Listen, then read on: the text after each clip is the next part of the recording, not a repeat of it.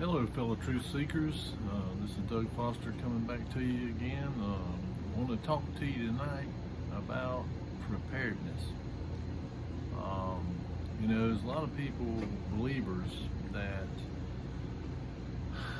will say, I'm going to trust the Lord to take care of me, and they don't prepare or nothing, And, yes, we're supposed to have belief that the Father can do anything. He can do miraculous things. But also, we have to understand that sometimes He gives us a heads up that something's coming and that we need to be prepared for it. And that is His taking care of us, And I'll give you a couple of examples of that. But before I do, I want to give you a little parable kind of story about a man. There was a hurricane coming, and it was a bad one. And this guy lived in an area that was low-lying coastal area, prone to heavy flooding. And before the hurricane hit, they sent, people around to all the residents that lived in that area and told them to get out. That this was going to be a bad one. There's going to be severe flooding, and it could be life-threatening. And they come to this fella, and he says, "Nope, I'm going to trust the Lord. He's going to take care of me." So he stayed there. Well, sure enough, the hurricane came in, and it was really bad, and the flooding was bad, and he ended up on the roof of his house, because it flooded his entire house. And a guy come by in a boat, rescue people or whatever, looking for people. And they told him to come on and get in the boat. He said, "Nope, I'm going to trust the Lord. He's going to deliver. He's going to deliver me." Excuse me, folks, I got the hiccup. And so he stayed there, and the water got up to about his knees. And a helicopter come by with one of them ropes coming down with a basket or something on it, and they told him to get in it and come on, we'll get you out of here. He said, "No, I'm going to trust the Lord, and He's going to deliver me."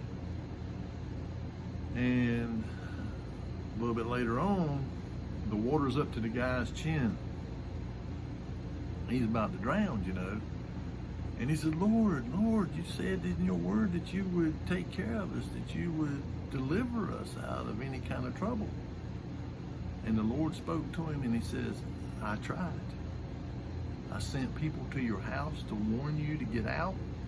I sent somebody in a boat to get you, and I sent somebody in a helicopter. What more could I have done to deliver you?"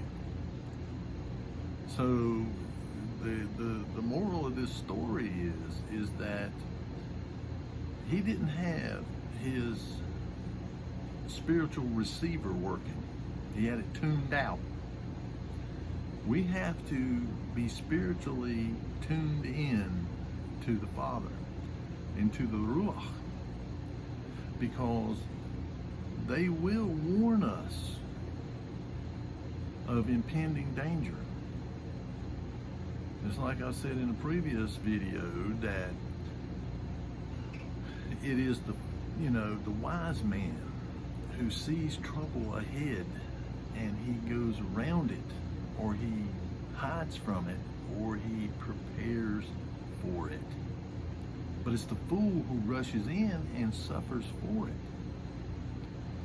So to give you a couple of examples of the Father's provender,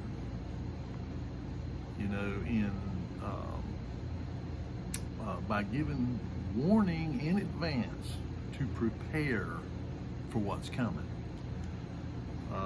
This is from Noah, the flood. And, that was a global catastrophe, a worldwide catastrophe that wiped out all the life, with the exception of him and his family and the animals that they took on the ark. It says here, "But with thee will I establish my covenant, and thou shalt come into the ark, thou and thy sons and thy wife and thy sons' wives with thee, And of every living thing of all flesh, 2 of every sort shalt thou bring into the ark to keep them alive with thee. They shall be male and female, of fowls after their kind, and of cattle after their kind, and of every creeping thing of the earth, and after his kind, 2 of every sort shall come unto thee to keep them alive. And take thou unto thee of all food that is eaten, and thou shalt gather it unto thee, and it shall be for food for thee and for them. Thus did Noah according to all that God commanded him to do. Now he told him, he warned him, this is coming. Now he could have said, oh, well, I'm going to, you know, the Lord's going to take care of me. I'm not going to prepare. I'm not going to do any of this stuff. And he would have been just like the rest of them. He would have been destroyed. But he obeyed and he listened. And, you know, fortunately for us, continued on humanity. Here's another one. This is about Joseph. He was sold into slavery into Egypt by his brothers. They sold him to a bunch of Ishmaelites, and then they took him to Egypt, you know, because they realized that you know, there was something around him. The power of Elohim was around him, and that stuff was happening to him, you know.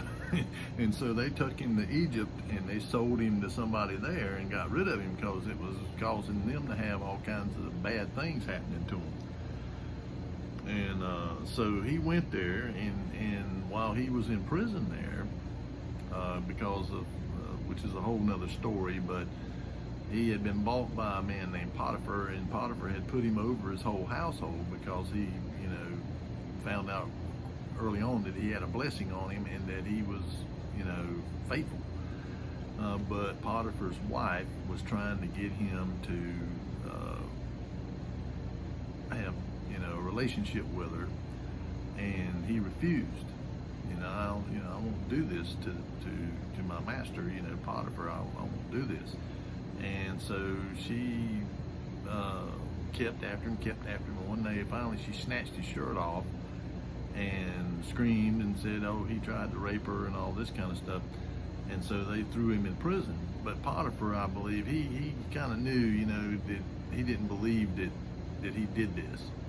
But, you know, because he heard from like his other servants and stuff like that, well, that ain't what happened, this is what happened, you know. But because of his position and all, you know, he had to do something, you know, and, you know, because it's his wife. So he put him in the prison there, and while he was in prison there was 2 people that served the king. One was a baker, the other was his wine steward that would bring him his wine and his drinks and stuff. They got cast down there for some reason or other, you know. They fell out of favor with him, and he throwed them down there for a little bit, and so they both were down there with Joseph, and they had dreams, and he told them what their dreams was. You know, he told one of them, I think the baker, that you're going to have your head lifted off of you, and the other one was going to be restored back to his position. Well, this wine steward was restored back to his position, and Joseph told him after they told the dream, he said, look, if, you know, when you go back into Pharaoh's court, you know, put in a good word for me, you know, let him, you know, maybe he'll bring me there and let me serve him, you know.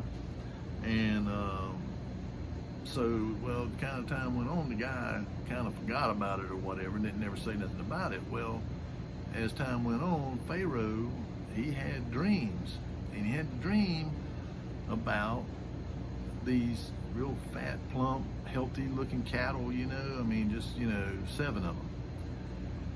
Then he had a dream about 7 real sickly, you know, scrawny looking cows, you know, and they came and eat the 7 healthy looking ones. Then he had a dream about the 7 fat stalks of grain, you know, corn, grain that was filled out real plump, you know, just abundance of it. And then he saw 7 that were blighted and withered up and dried up like dust. So he called all of his soothsayers and magicians and all the people that astrologers and all that kind of stuff to come and interpret his dream for him. And they would, one group of them told him it was this, and he said, no, that ain't what it is. I know that ain't what it is, because something in his spirit was telling him, that ain't the interpretation of it. And this happened 2 or 3 times where different groups of these so-called seers and astrologers and stuff that were supposed to be able to interpret dreams came, and every time they told him something and he just knew that was not what it meant.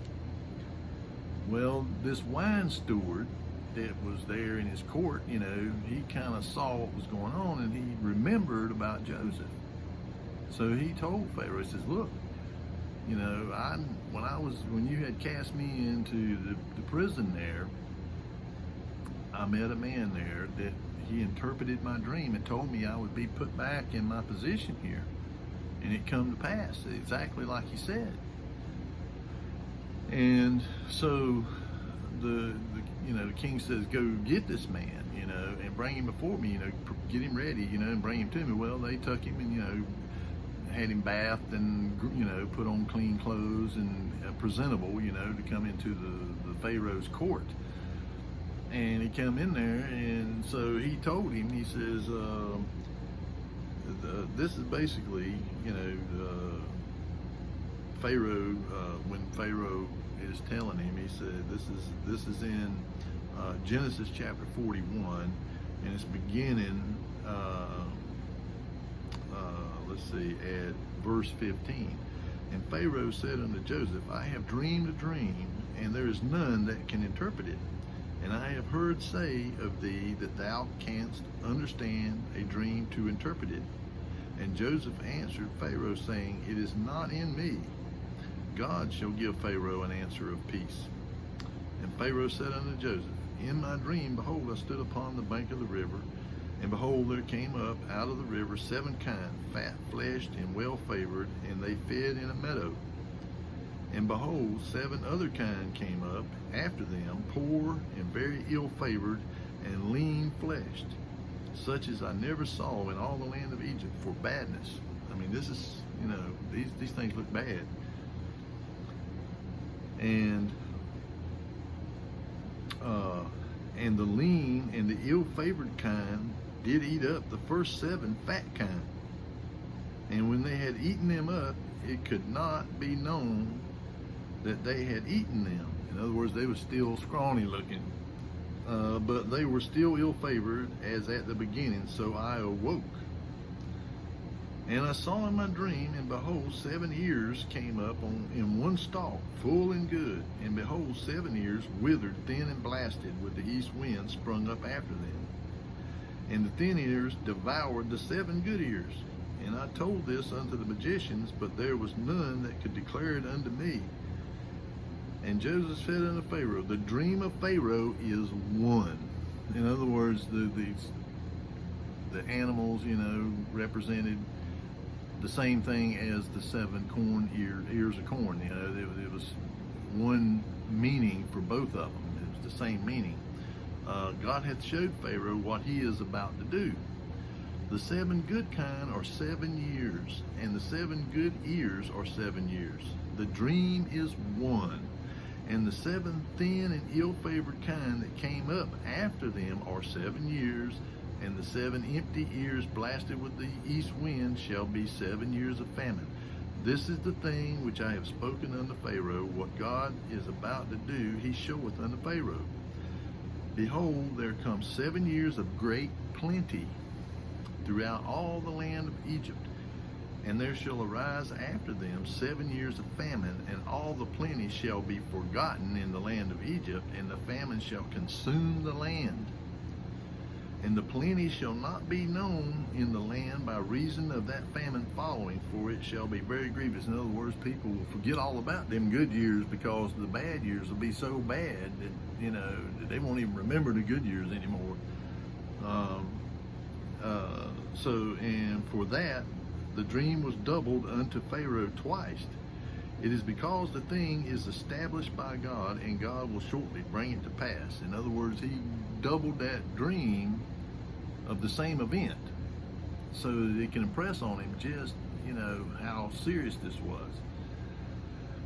And now therefore let Pharaoh look out a man discreet and wise, and set him over the land of Egypt. Let Pharaoh do this, and let him appoint officers over the land, and take up the fifth part of the land of Egypt in the 7 plenteous years. In other words, take up 1/5 of it and put it in storage. Build storage facilities and all that. Put as much in there as you can.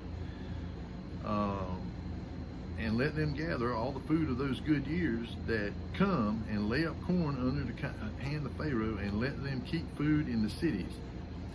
And that food shall be for store to the land against the 7 years of famine which shall be in the land of Egypt, that the land perish not through the famine.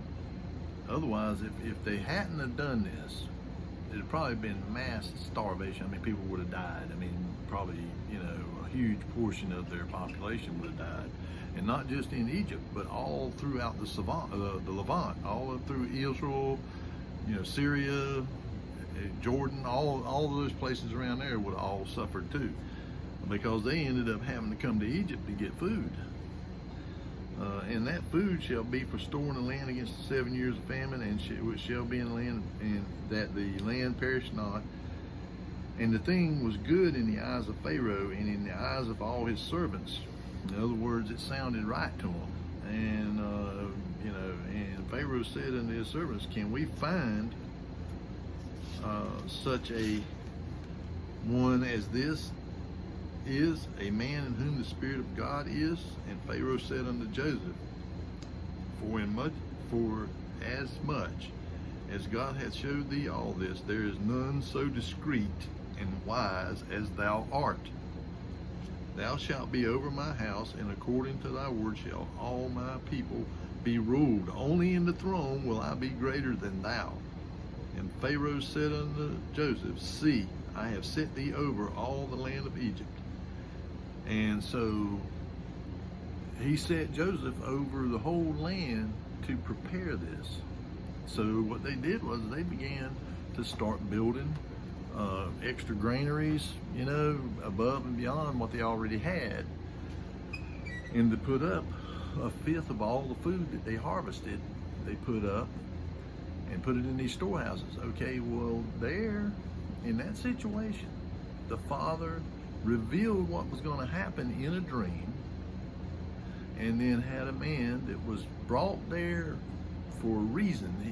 Joseph was what happened to Joseph? His brothers selling him into servitude and all that was by the hand of Yahuwah.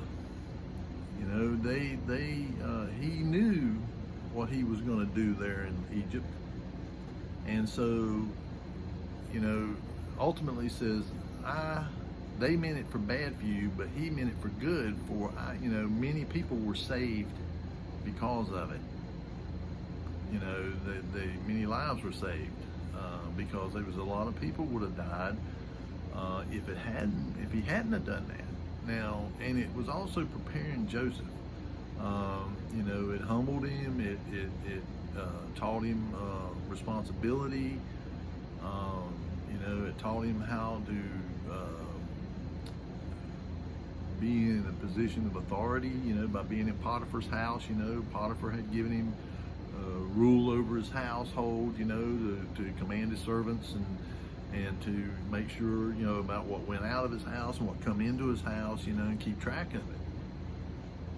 So he was being groomed for the position that he ultimately took with Pharaoh. He was promoted to the second highest position in the land. I mean, he was, when you came before him, it was like you were coming before the Pharaoh. And it's a type of the relationship between the Father and Yahushua. It's kind of a type. The Father says, I'm going to put everything under you. It's understood that he is equal with the Father, but he's not over him. So, So it's a type, but he was being prepared for this. And then when the time arrived, he was ready to step into that position and fulfill it, and he was faithful in doing that.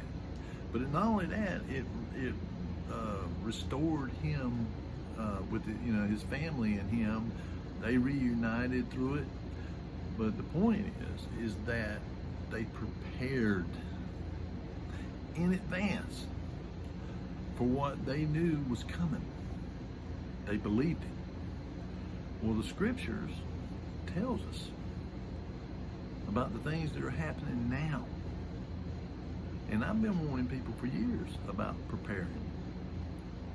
Having more, food and way to prepare, purify water and, necessities, medical necessities and stuff, that you might not be able to get. And I just saw today, and I've been seeing it, about these rivers drying up all around the world. Well, that's prophesied in the scriptures, and I may even do a video on that. But, that they would be dried up. And also, the water being poisoned.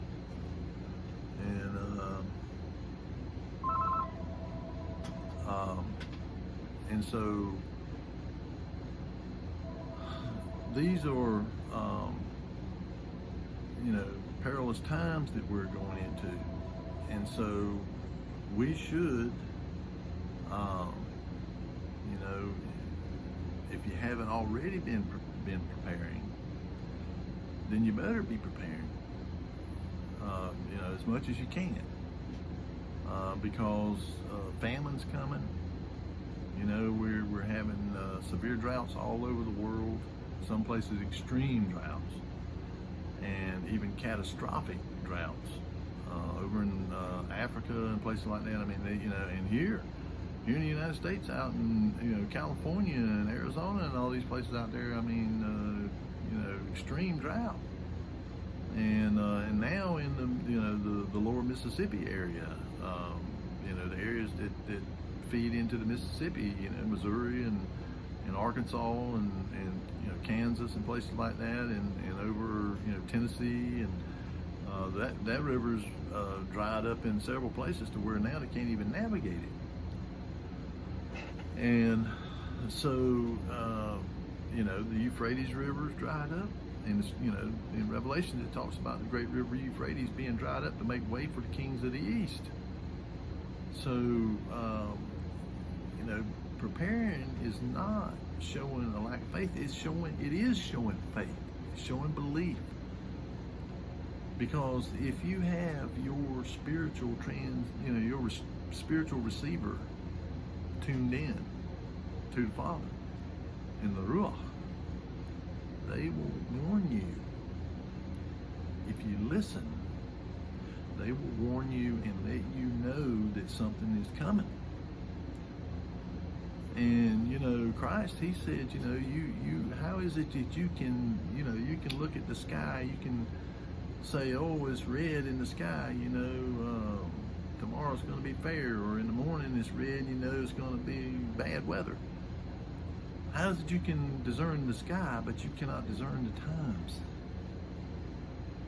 And so, like the story with the guy and the hurricane and the flood, he sends us warnings. He sends us, like he did with Joseph and with Noah. He tells you in advance, hey, this is coming. Prepare for it.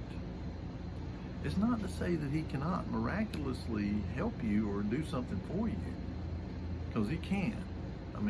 The children, whenever they left out of bondage in Egypt and they wandered in the wilderness for 40 years, he miraculously provided for them. He said he set a table in the wilderness for them. Manna came down out of heaven, and there was birds, flocks of birds would fly there, doves and stuff like that, for them to eat. So, he can miraculously do things. I'm not trying to say that that's not possible. But it's, but he also will give us a heads up about things. And if we have spiritual discernment, then we will know and we will feel it. We'll feel these things are upon us, or something's getting ready to happen, and we will get ourselves prepared for it. You know, we can't come up at the last minute and say, well, Lord, I trusted in you and, you know, you didn't deliver me. Well, I tried to tell you. I tried to tell you to prepare. I told you to store up food. I told you to, you know, have some kind of means of purifying water. I told you to have some medical supplies on hand. You know, what more could I have done? So it's up to us to listen and, you know, be wise. Christ said, be wise as a serpent and harmless as a dove. So, you know, he expects us to listen, you know, I mean, and to look around us. Like Christ said, you know, how is it you can discern the sky and the weather, but you can't discern the times? You know, I've been telling people for years about this, that, you know, you need to be prepared. Not that I'm special or have any kind of special knowledge within myself, but I could see the times. And this has told us this. This has been telling us for thousands of years now that this was coming. That this day, this time was coming. You know, people, you know, the Father says, you know, don't think that I am slack in the way that people are slack concerning my judgment. That I don't just execute judgment on people right now. And that I am long suffering towards you, that I don't want none to perish. But there comes a time when his patience with us runs out. You know, and we're in that time now in the separation of the wheat from the chaff. Where, you know, you're going to have to choose your side. You're either going to have to choose the side of righteousness and truth, or you're going to have to choose the side of deception and lies, okay, and darkness. There's no choice in the matter.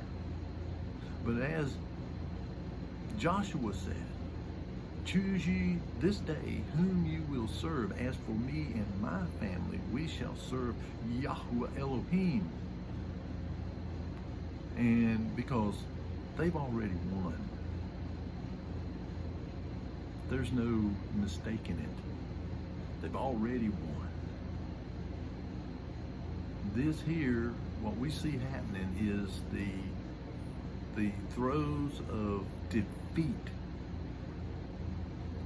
You know, it's like I said, I believe in, you know, the last video I did about how, you know, if you knew your judgment, you've already been judged.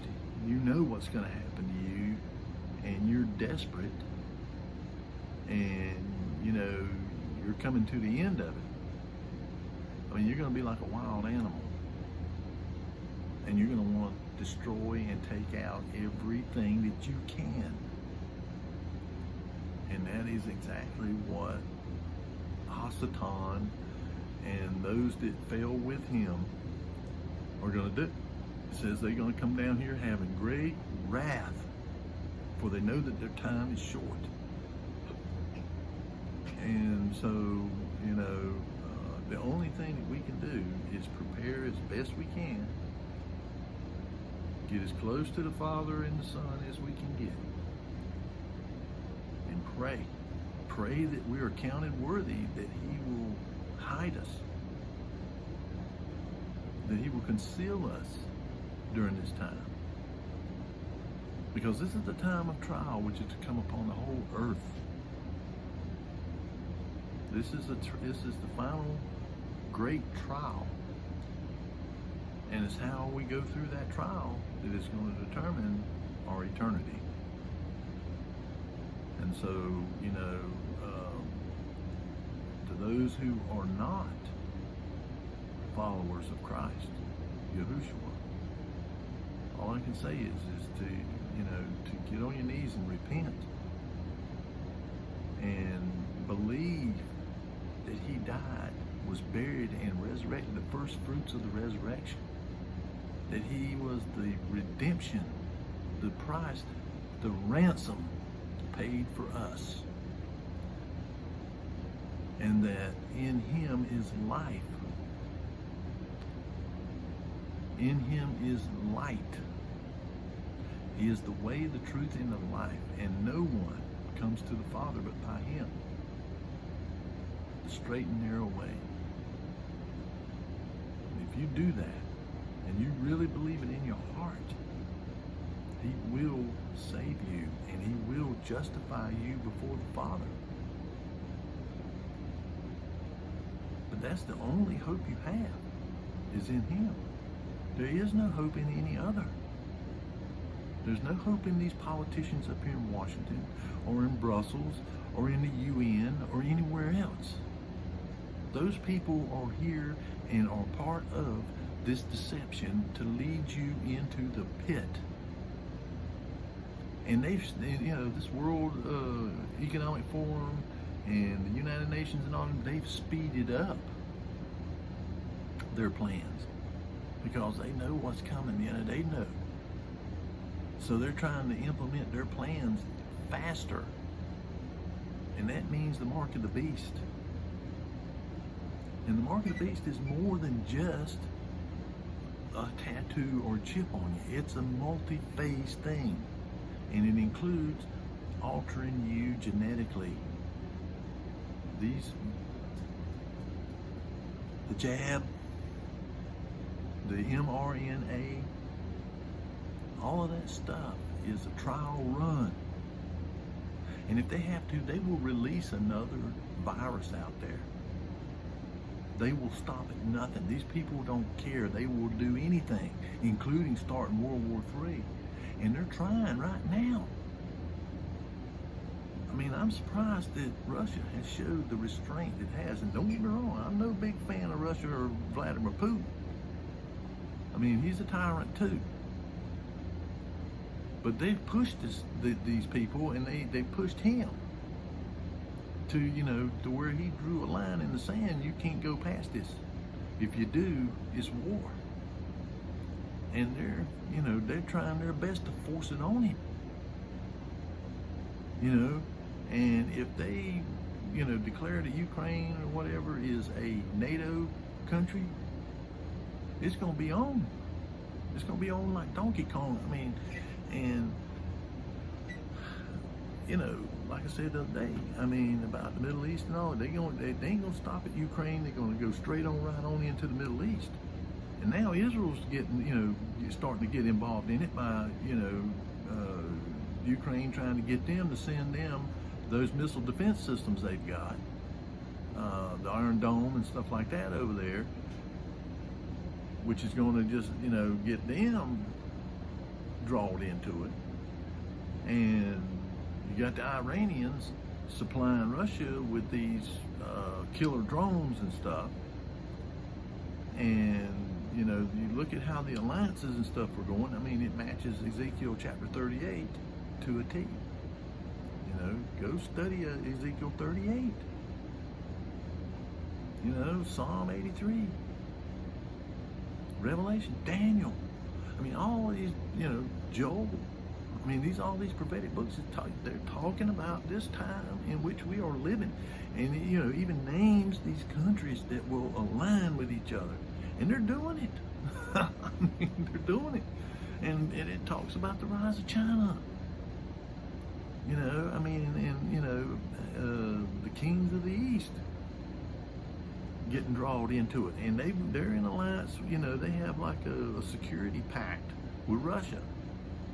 Like if Russia gets into it with us, China's going to come to their aid if we start getting the better of them. And vice versa. If we get into it with China and we start getting the better of them, then Russia's coming to their aid. So, you know, everything is, you know, and the great river Euphrates being dried up to make way for the kings of the east.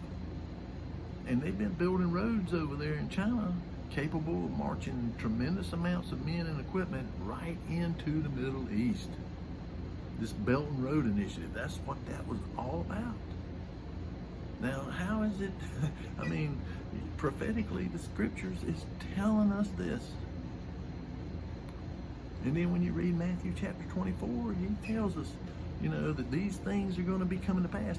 And he says, you know, when you see these things coming to pass, the end is not yet. These are the birth pains, you know, the you know, perilous times. Well, we've been seeing them, you know, over the last 20 years since like 9/11 or whatever. You know, it's been building ever since then. And you know, these tremors and these little pains, and now they're getting more intense, closer and closer and closer together. And you know, we're coming to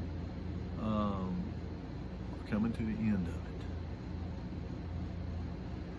And you know, that's why I felt compelled to do this.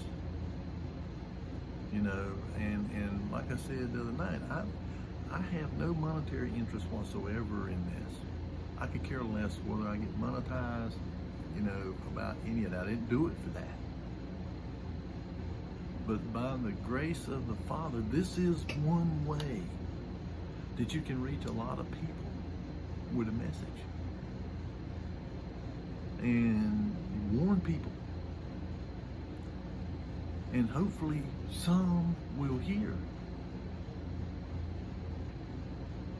Because even people who are not Christians or believers can see the writing on the wall. I mean, they see it.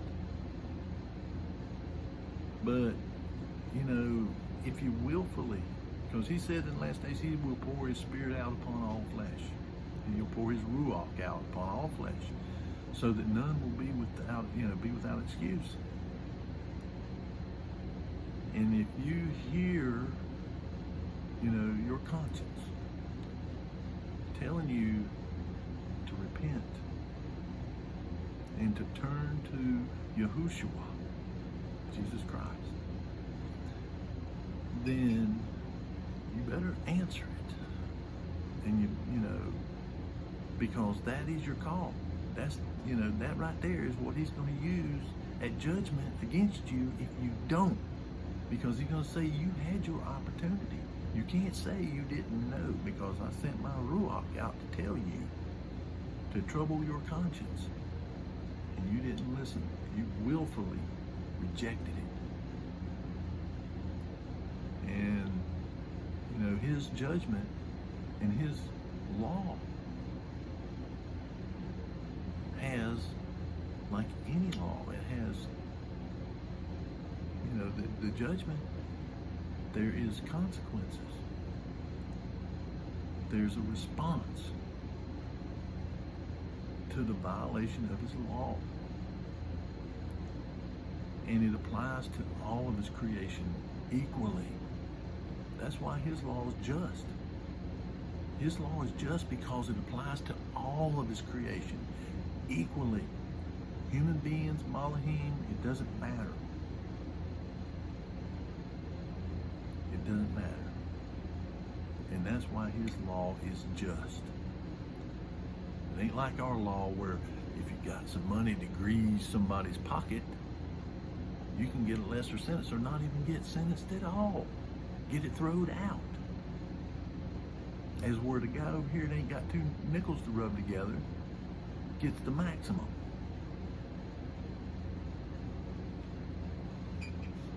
You know, and the scripture has a lot to say about that too, about corrupt judges and corrupt, you know, the corrupt legal system, justice system. And it even talks about it, that would be the case in these last days. That's how it would be.